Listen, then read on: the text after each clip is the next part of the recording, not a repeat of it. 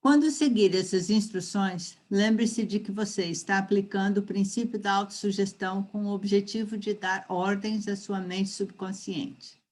Lembre-se também de que seu subconsciente vai agir com base nas instruções que forem carregadas de emoção e entregues a ele com sentimento.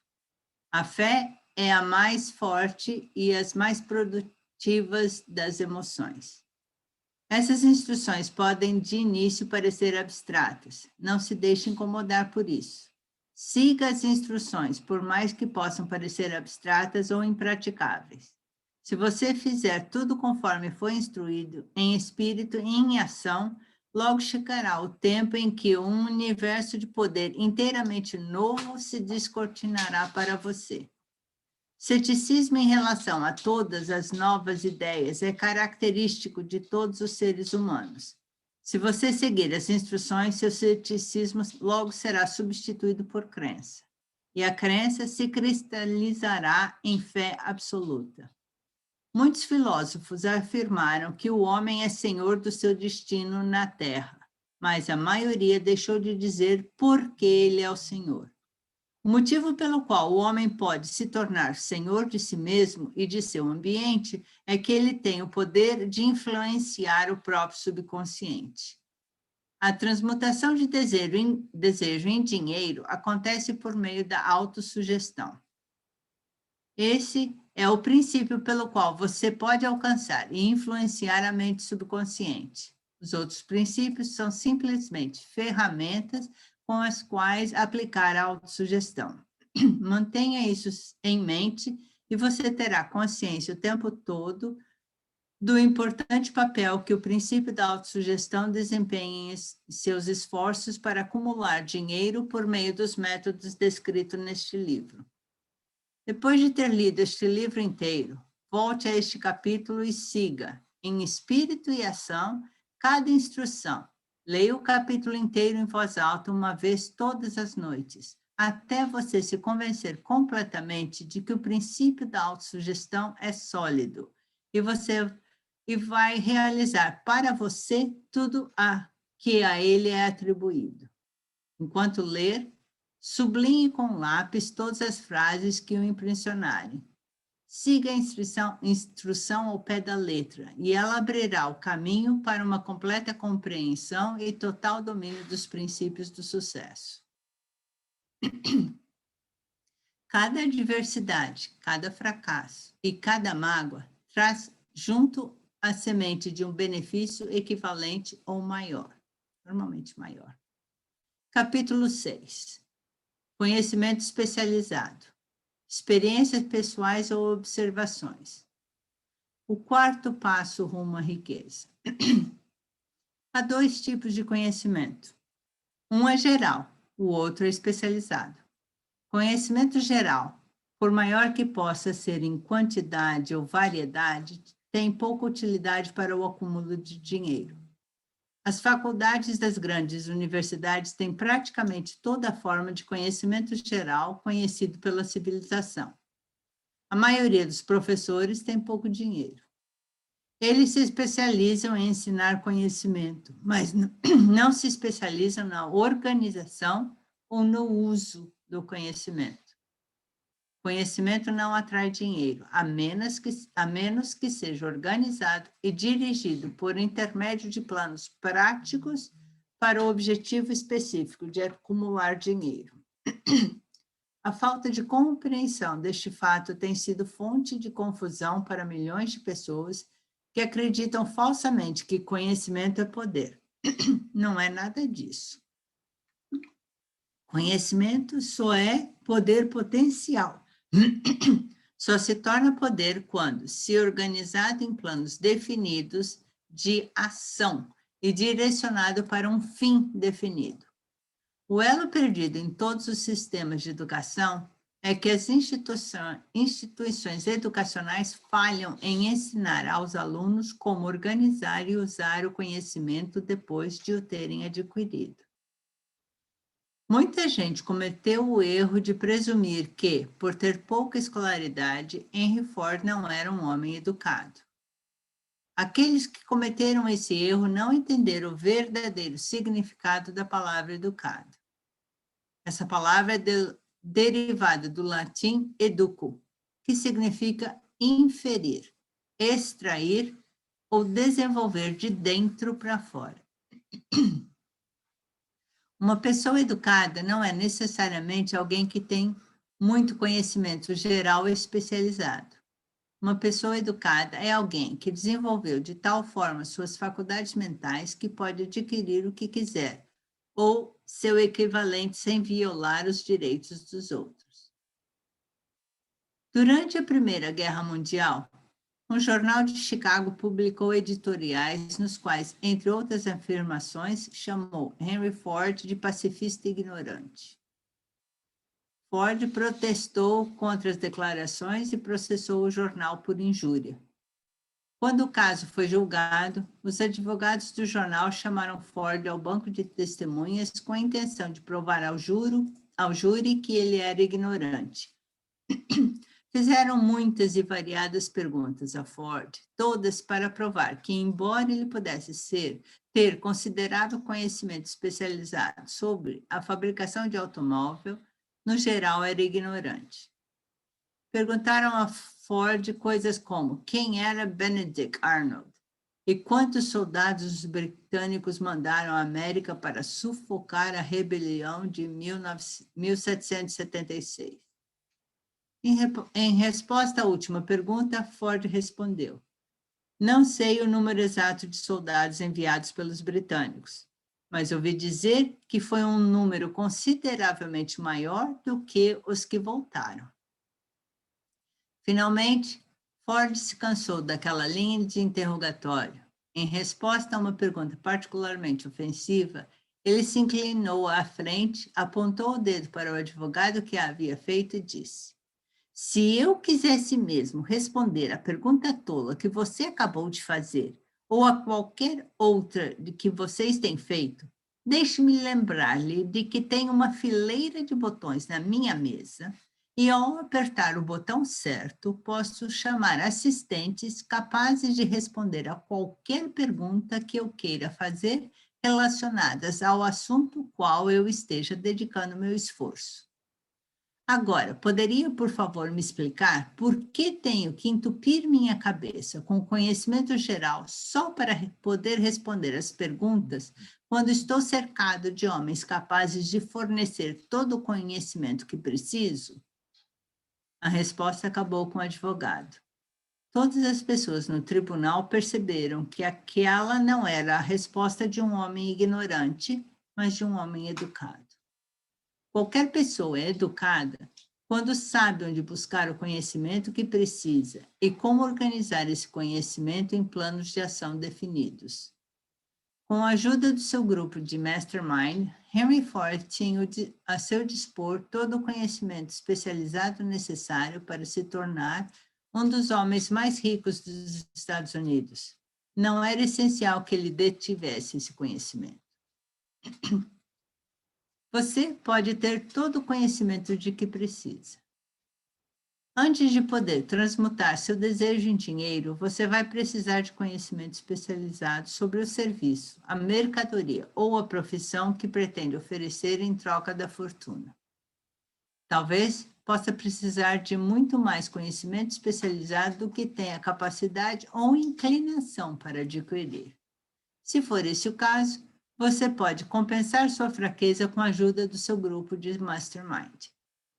Mastermind é definido como coordenação de conhecimento e esforço em espírito de harmonia entre duas ou mais pessoas para a realização de um objetivo definido. O significado maior do grupo de Mastermind é explicado com mais detalhes nos próximos capítulos. Comentário. Depois de ler a definição de Hill do Mastermind, muita gente pode deduzir de que ele está descrevendo trabalho em equipe. Isso não é correto. A seguinte explicação é adaptada do livro Believe and Achieve, da Fundação Napoleão Hill. O trabalho em equipe pode ser feito por qualquer grupo, mesmo por um cujos membros tenham interesses discrepantes, porque tudo o que ele exige é cooperação. No trabalho em equipe, as pessoas podem colaborar simplesmente porque gostam do líder, ou por noção de dever. Alguns membros da equipe vão dar 100% a qualquer equipe que pague a eles o suficiente para isso, mas se preocupa um pouco com o objetivo. E às vezes o trabalho em equipe é bom porque membros diferentes têm objetivos diferentes. Um conselho de diretores pode discordar, pode até ser hostil, e ainda assim dirigir uma empresa de forma bem-sucedida. Grupos musicais são compostos por pessoas reconhecidamente autocentradas que trabalham em equipe, sem isso servir para levá-los adiante.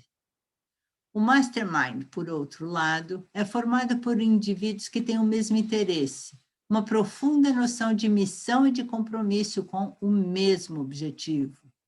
O mastermind representa a mais alta ordem de pensamento de um grupo de pessoas com conhecimento, cada um contribuindo com o que tem de melhor de acordo com as suas próprias capacidades, especialidades e formação. Se você já participou de uma reunião onde tudo se encaixava e as ideias eram construídas uma a partir das outras, com cada membro contribuindo até que da atividade do grupo surgiu uma melhor ideia ou uma solução possível, isso foi um mastermind em ação. Napoleão Hill acreditava que você deve fazer da experiência do mastermind algo regular em sua vida, se quiser realmente alcançar o sucesso. Como escolher as pessoas certas para o seu mastermind será discutido mais adiante no capítulo 11, o poder do mastermind. O acúmulo de grandes fortunas exige poder, e poder é adquirido por meio de conhecimento especializado, altamente organizado e dirigido com inteligência. Esse conhecimento não precisa ser necessariamente da pessoa que acumula a fortuna. Isso deve dar esperança e incentivo àqueles que querem acumular uma fortuna, mas não têm necessariamente a educação para fornecer esse conhecimento especializado. As pessoas às vezes passam pela vida sofrendo com complexos de inferioridade por não terem educação. O indivíduo capaz de organizar e dirigir um grupo de mastermind de pessoas que possuem o conhecimento necessário é tão educado quanto qualquer membro do grupo.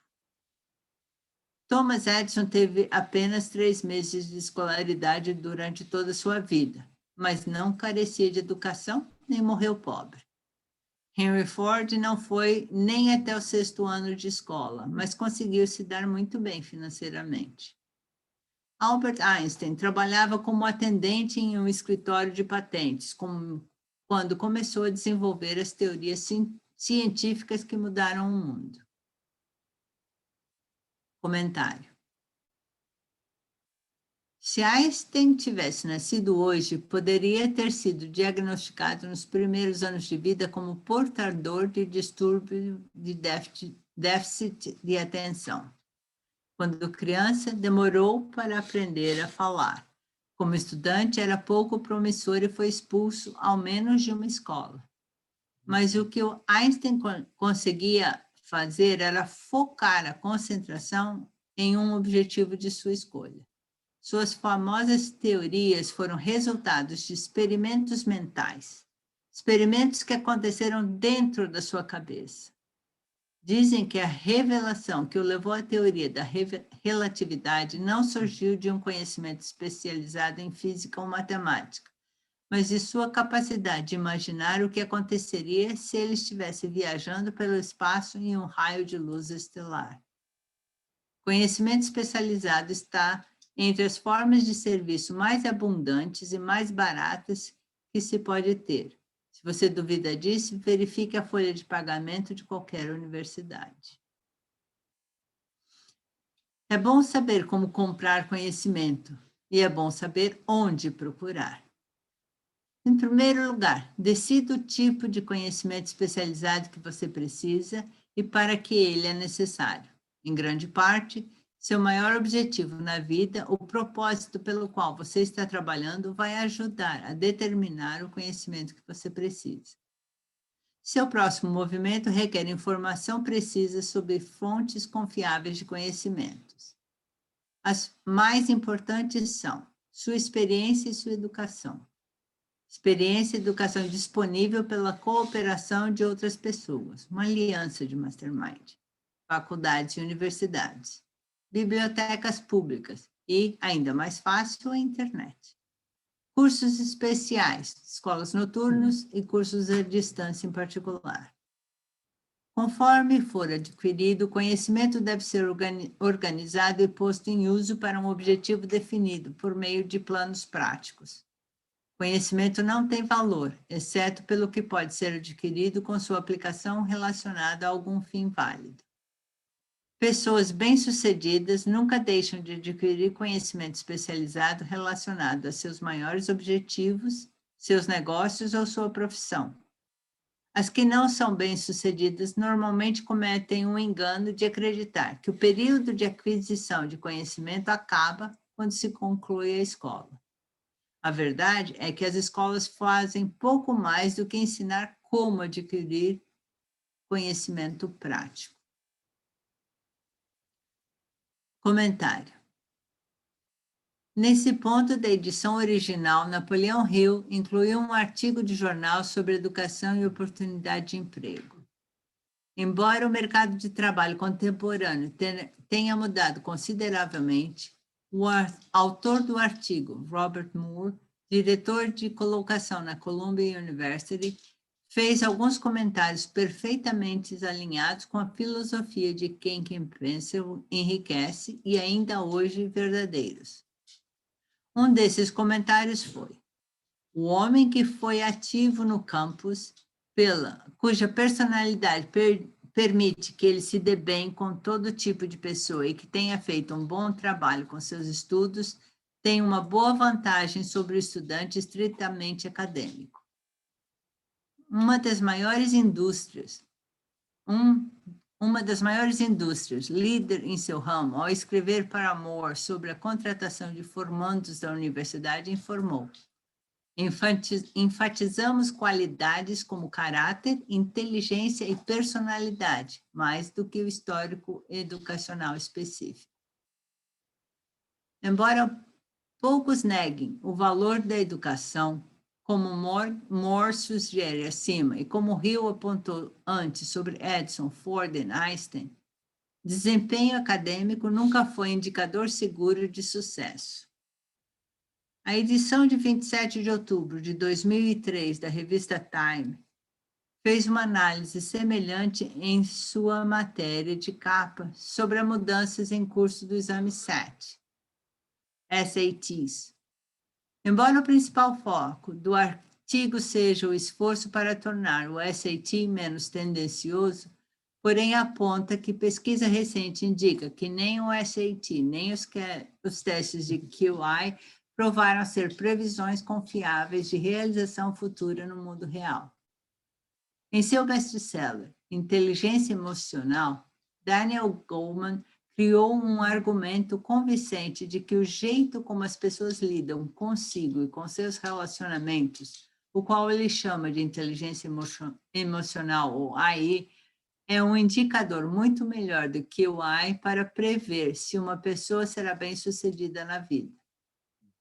Em seus últimos livros, Trabalhando com a Inteligência Emocional e Primal Leadership, Goleman aplica sua teoria ao local de trabalho, focando em técnicas de liderança, AI, comparando AI de administradores corporativos do seu QI, para analisar qual deles tem o maior efeito positivo no resultado financeiro.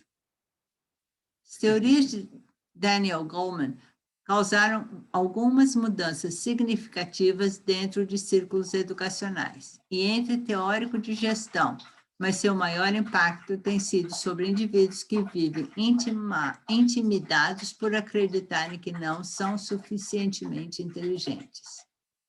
Para aqueles, os livros de Goleman ofereceram evidência convincente de que, embora Eles talvez não tenham educação convencional, suas capacidades naturais e habilidades interpessoais podem ser muito mais importantes para a aquisição de sucesso. Uma das fontes de conhecimento mais confiáveis e prática à disposição daqueles que precisam de instrução especializada são as escolas noturnas, cursos de extensão e seminários. As escolas por correspondência dão treinamento especializado em qualquer lugar acessível ao correio dos Estados Unidos ou pela internet. Uma vantagem do treinamento à distância é a flexibilidade do programa de estudos, que permite que você estude no seu tempo livre. Outra vantagem do treinamento à distância, se a escola for escolhida com cuidado, é que a maioria dos cursos oferece algum método de consulta pessoal, que pode ser de inestimável valor para quem precisa de conhecimento especializado. Onde quer que você more, pode desfrutar dos benefícios. Uma aula de empresa de cobrança. Qualquer coisa adquirida sem esforço e sem custo, em geral, não é apreciada e frequentemente é desacreditada. Talvez por isso se aproveite tão pouco da maravilhosa oportunidade que se tem nas escolas públicas. A autodisciplina que você vai aprender com um programa de estudo especializado pode compensar a oportunidade perdida quando o conhecimento estava disponível sem nenhum custo. Ter que pagar, sejam suas notas boas ou ruins, faz você acompanhar o curso quando de outra forma o abandonaria. Aprendi essa lição quando me matriculei em um curso à distância de publicidade. Depois de concluir 8 ou 10 aulas, parei de estudar, mas a escola não parou de me mandar cobranças. Na verdade, insisti em receber o pagamento, quer eu estudasse ou não. Decidi que, se tinha que pagar pelo curso, obrigação que eu havia assumido legalmente, devia acompanhar as aulas e fazer esse dinheiro valer a pena. Escolas por correspondência são empresas bem organizadas. Na época, senti que o sistema de cobrança era organizado até demais, mas mais tarde aprendi que essa foi uma parte valiosa da minha educação. A verdade é que o departamento de cobrança da escola foi o melhor tipo de treinamento para a tomada de decisões, prontidão e desenvolvimento do hábito de terminar o que se começa. O sistema de cobrança que me obrigou a terminar o curso se mostrou muito valiosa na forma de rendimentos. 30 minutos?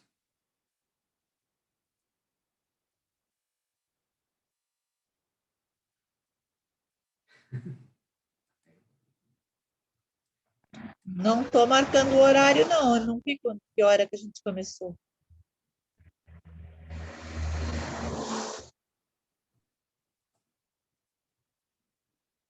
E o celular, tá ligado?